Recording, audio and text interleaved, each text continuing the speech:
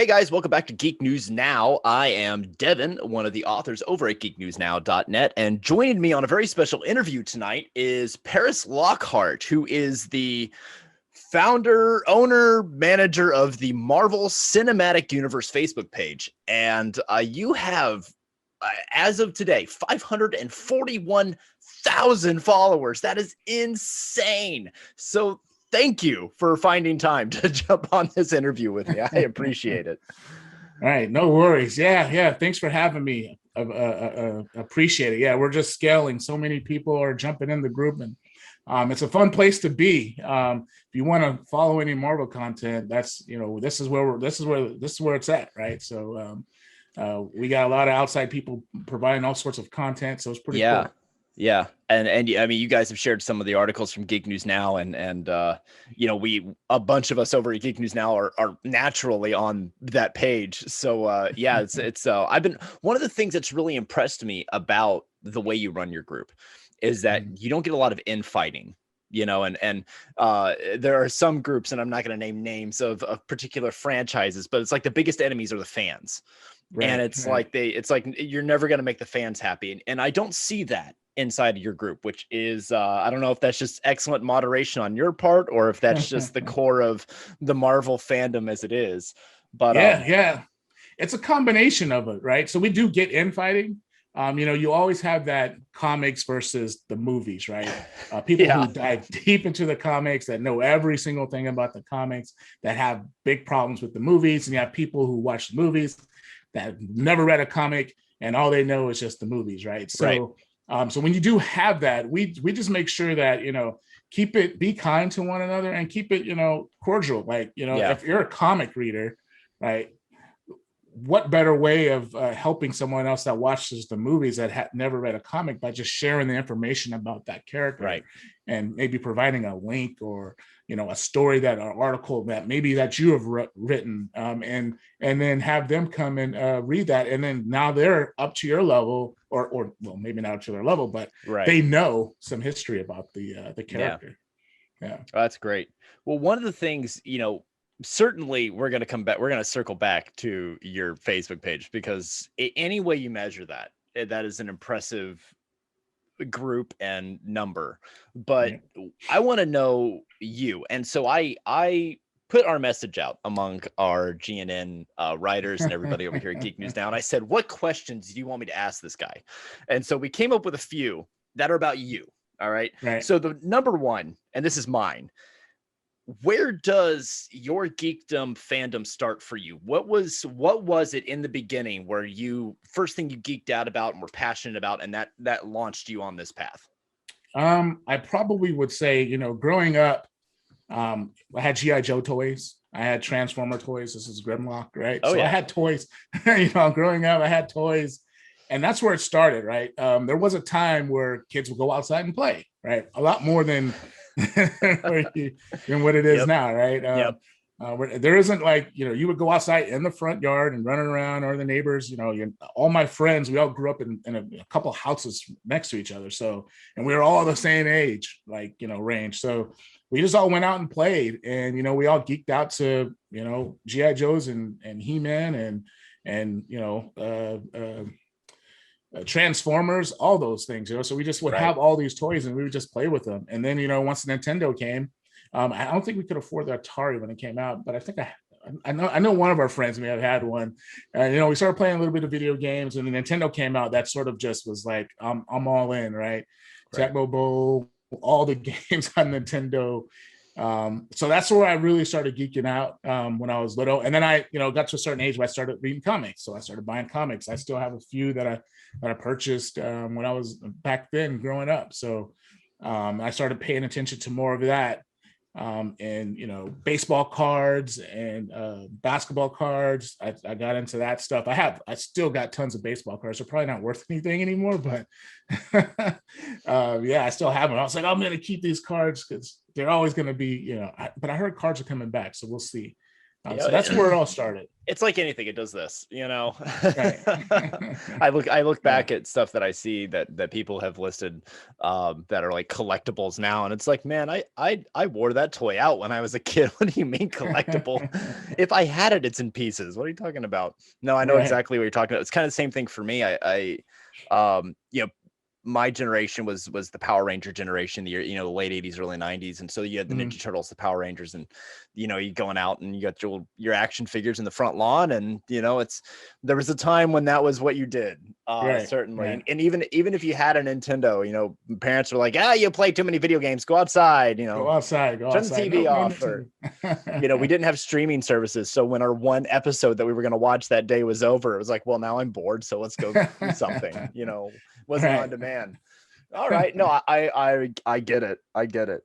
Yeah. So who is, and this may be a loaded question asking the guy who's the head of the Marvel Cinematic Universe Facebook page, but who is your all-time favorite superhero from any universe?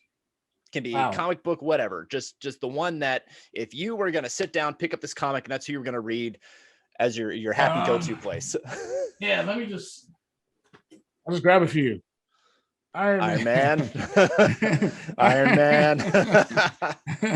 West Coast Avengers, but Iron Man was in it. Iron Man's in it. Yep. This is a huge stack of Iron Man comics. So Iron Man, and this is all like early 90s stuff. So Iron Man and War Machine, those were that's just their dynamic of how they how they ran that comic back then. And that's always carried over. You see Iron Man in the back there. So Tony Stark has always been my favorite. Sure. Now, I like a lot of them, but it always goes back to Tony for some reason. Yeah. There was something about, Iron Man, you almost don't have a franchise unless you have a billionaire with no superpowers who pays for everything. But Iron Man was so much more than that. He was complex. He was, really, that's one of the reasons I think everybody feels Robert Downey Jr. was the perfect person to play him. It was the very nature of Tony Stark is a redemption story. And so, that made RDJ perfect to play the role. And then you got War Machine. Here's his best friend who is out there fighting with him on the same level as him. And everything they represented was just the redemption arc. And so I get it. Iron Man all the way. And one of the things they didn't really touch on in the movie, maybe in Iron Man 2 they did a little bit when he was drinking, and he got drunk and he was shooting and all that stuff, but in the comics he really had a period of the comics he really had a serious alcohol problem, right? And growing up, knowing family members that had that, that sort of it attached to me also, like on a personal level. So that's I'm happy that I was able to I experienced it, looking at family members go through it, and then of the situation. Right? You froze up on me for just a second there. What was the last part you just said? Dealing with alcoholism, Tony Stark and family members, and how Rhodey stuck with him and tried to help him out of that, right? Regardless of what Tony was saying to him and treating him and all this other stuff, but he stuck by him and even took over the mantle while he was dealing with all that. So it was pretty cool. Well, that's one of the things, and I think Stan Lee and so many others always saw this is the thing about superheroes was so that we could see both the best and the worst of ourselves. And that's why you could ask the question to 100 people, who's your favorite superhero? And everybody's going to have a different answer. Some people are going to have the same, but it's because we found somebody that to some degree, there's a humanity, when you look at what makes a superhero great, there's a relatability, there's a humanity to them. I think back to as a kid, like the original Blue Power Ranger was that, because he was the super nerd that nobody really understood and didn't really fit in and got bullied all the time.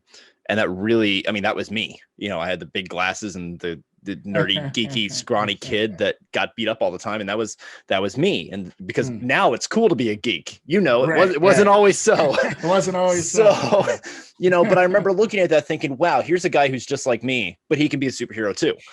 And when you're 4 years old, 6 years old, 7 years old, and you see somebody that's like that, and you grow up with that, you're like, okay, anybody, you get the idea that we learn anybody can be a hero. So it's, you see correlations to your personal life. It's what makes a hero a hero. Right. You know, we can relate. Yeah, definitely. You like the you probably like the Green Lion and Voltron then, huh? Yes, absolutely. Yep. That was basically any character like that was like the arc of my childhood. So awesome. Yeah. Well, they put those, I like how they put those characters, they make those characters for a reason, because there's a lot of people that are, that can relate to that. I mean, there's a ton of people out there like that, right? That, that's my guy right there, right? And well, something that comic books especially do is comic books can show a view of the world that we would never see in movies.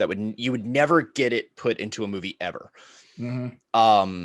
You go back to older comics like Enemy Ace, where you've got a Nazi turned war hero soldier. You've got these comics that came out in the 60s and the 70s that address things like racial issues and inequality issues and war. And comics can show us parts of ourselves and the world that we'll never get from television and movies because of just the nature of censorship and what it is. And that's appropriate. So yeah, I mean, we look at the comic books, and if you look at take a stack of comic books from the 90s, and you're going to see a reflection of what it was like to be a nerd in the 90s. You're going to see a reflection of how we saw superheroes in the 90s. We look at Captain America, and we see the World War II Uncle Sam, I Want You posters. We see a character that's a reflection of the time period he was created in. And Falcon, same thing. Here we have the first African-American superhero coming out 1 year after the 1968 civil rights movement. It's a reflection of the time. And so it's every generation is going to find that. At least I hope every generation finds that. I hope that's not something that goes away. Yeah. Well, comics are making a comeback, which I'm happy. I'm glad they're making more of a space for it. So yeah, I'm digging what's going on in that. I remember reading a thing, I think, and I'm sure this is an old statistic because it was a few years ago when I saw it, but I think in like 2014 or 2015, somewhere in there, like more comic books were sold in the month of April than like had ever been sold in like 10 years. And it was like, why? Like, what was happening? But we had the resurgence of the DC universe and the Marvel universe and all these things. And these movies are introducing our kids and our younger friends and everything into the world that we grew up in a lot of ways. So it's kind of back what we were talking about before we went on stream, where, you've got the group and you've got the people who, they know the comic books, and then you've got the people who have just seen the movies. And now we're creating this broader audience. So I think it's awesome. Yeah. Same here. I echo all of that. It's awesome. I can't wait and to see what comes out in the next 5 years, especially with comics and how they're bringing it back. So I'm happy. I'm excited, especially for the artists out there. Oh yeah. And one of the things I want to ask your opinion on, and this could just be a perception thing on my end, but I feel like because we are essentially a group of nerds and geeks that are, that we are passionate people by nature. That's what being a geek is. It's being passionate about something. Right. I feel like as a whole, we're a very, very inclusive group, because we don't really care where you're from. We don't really care what your background is. We don't really care anything about you. It's like, hey, you're really into that too? Great. Now I have somebody to talk to about it. It's not like, and there's nothing wrong with liking sports, and there's nothing wrong with, but not everybody's athletic. But anybody, regardless of anything, can be a geek about something. And so we've created this super inclusive culture. And that's what I hope continues to stay, is that we are our own culture, but anybody can be a part of it. Right. And the way that I think the way that what Marvel Studios is doing, they are inclusive. They're like really driving that. And I think that in comics in generally it was inclusive. It took a little bit, but I think people started coming around to it a little bit more. But now it's like it's global,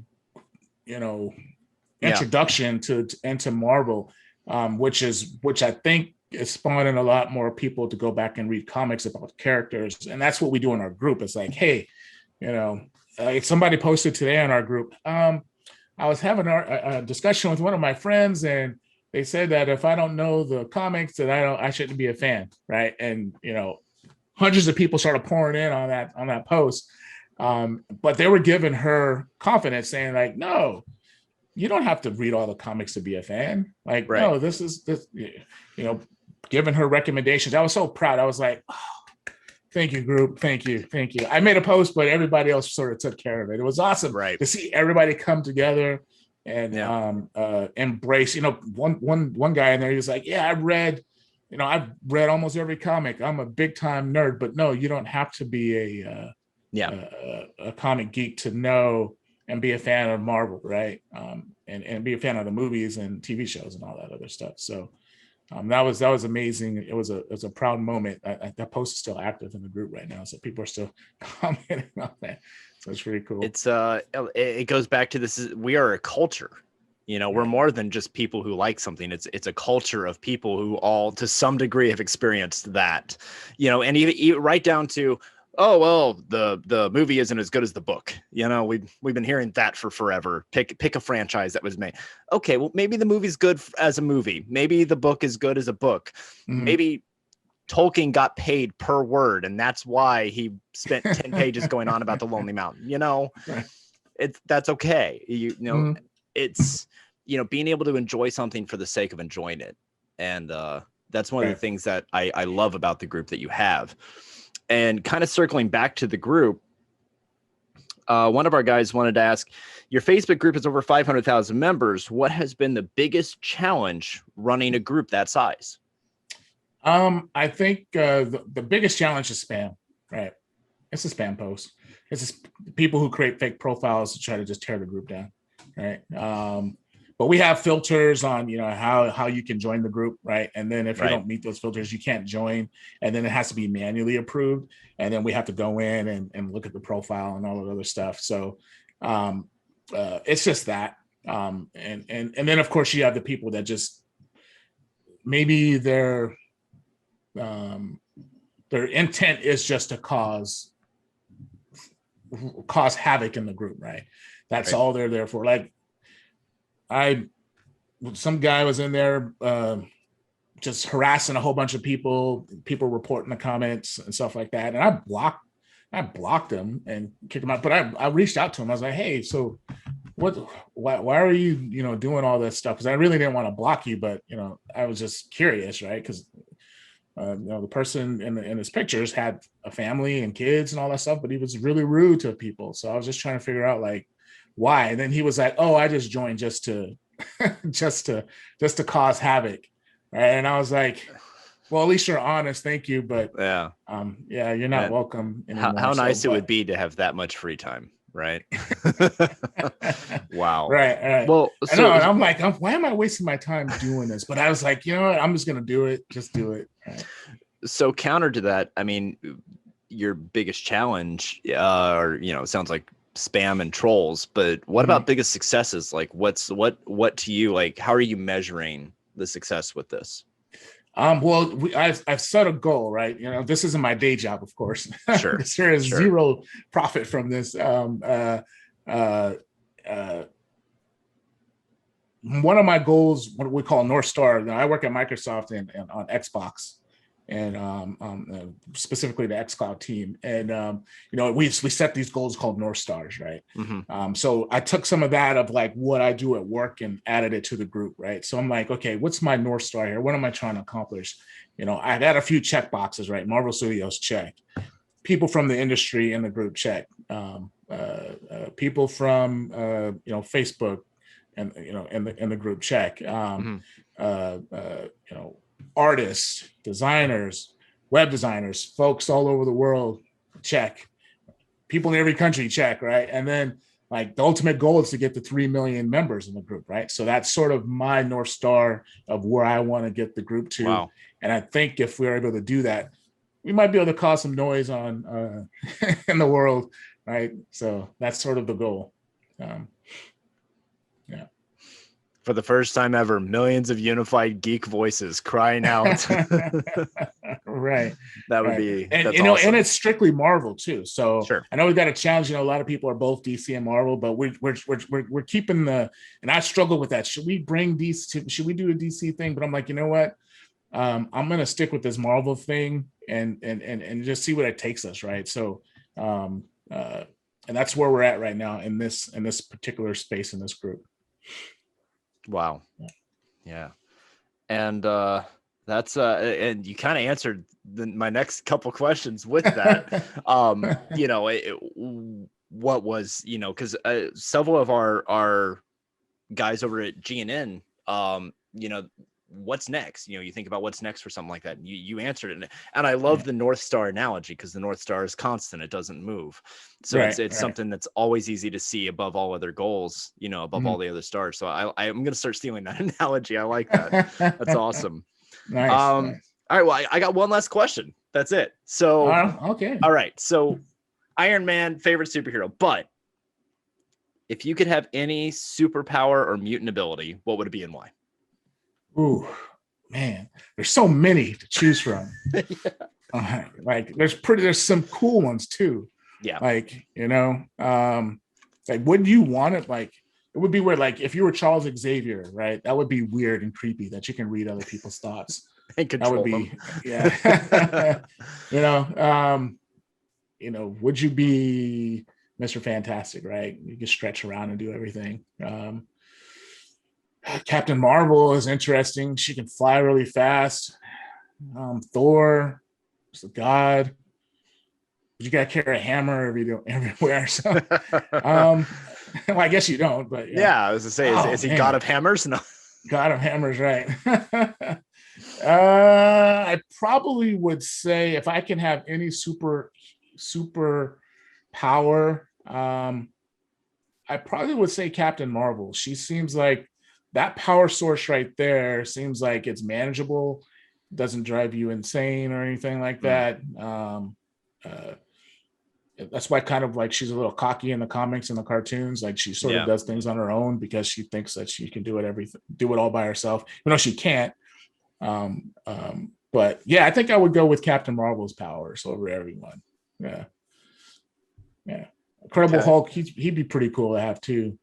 But his thing would be you would need to be able to manage it, you know. Right. And I like the Professor Hulk concept, but I think it would be extremely convenient to be 10 foot tall and 800, 900 pounds of muscle all the time.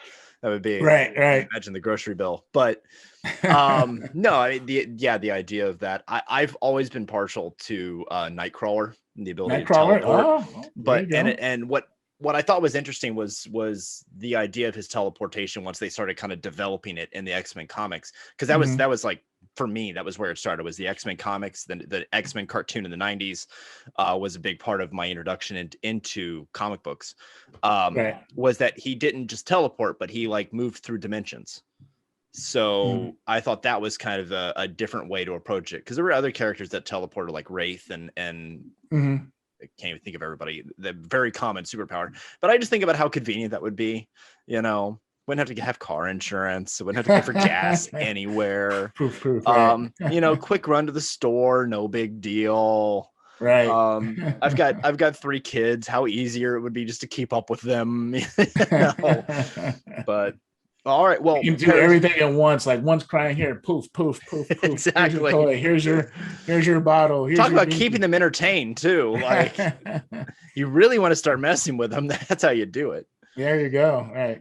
Well, Paris, I appreciate you joining me on the interview tonight, and I look forward to see what happens with your group and comic books and Marvel and all of it. So yes, awesome. It was a pleasure. Yep. Tell the friends at the Geek News Network that I've been watching the videos. I've been tuning in.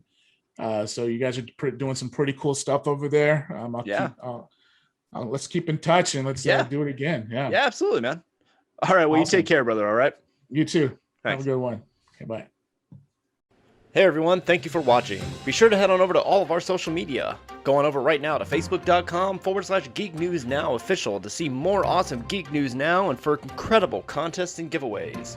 Be sure to follow us on our YouTube channel. Hit that subscribe button and that notification bell, and you're going to see more awesome interviews like this one, live panels where we talk about your favorite shows, and sometimes comic books, sometimes video games, and also movie reviews. Be sure to stay up to date with everything happening at Geek News Now by subscribing to our Twitter channel, GNN_home. And of course, we can't forget our live streaming gamers over on Twitch at GNN_gaming.